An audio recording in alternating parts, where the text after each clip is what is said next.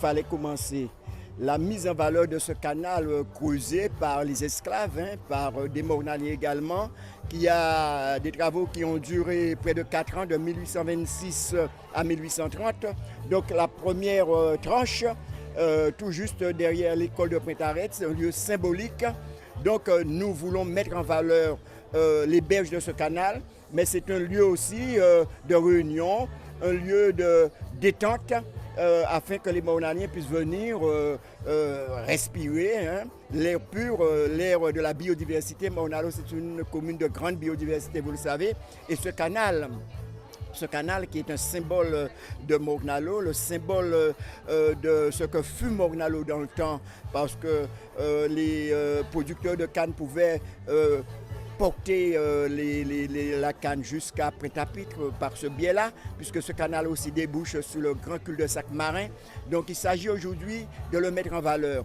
Donc la première tranche aujourd'hui, la deuxième tranche dans l'année prochaine.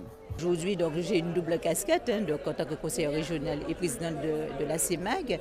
Et c'est vrai que la volonté du président de région, notre président de région, Henri Chalus, c'est aider les communes, accompagner les communes. Une convention a été signée dans le cadre de cette concession et la région Guadeloupe va se positionner et ça en étroite collaboration avec Monsieur le maire et ses services sur un certain nombre de projets dans le cadre de Petites Villes de demain.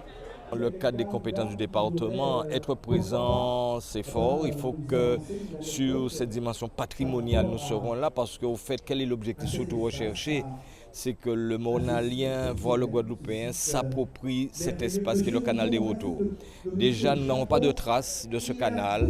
Qu'est-ce qui a marqué l'histoire de ce canal? Qu'est-ce qui a fait de ce canal que l'esclavage, que l'usine Blanchette, que le transport du sucre voit le jour? C'est bien entendu après que les esclaves, nos ancêtres, ont travaillé dans ce canal.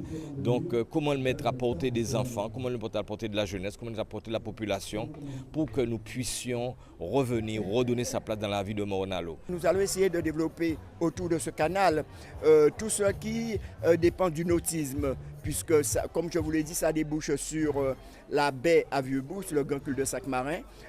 Donc nous avons des éléments naturels qui nous permettent justement de développer déjà le canoë-kayak, peut-être l'aviron plus tard. Enfin, il faut que les Mornaliens, les Guadeloupéens puissent profiter de ce joyau naturel afin de s'exprimer. C'est tout ce que nous souhaitons.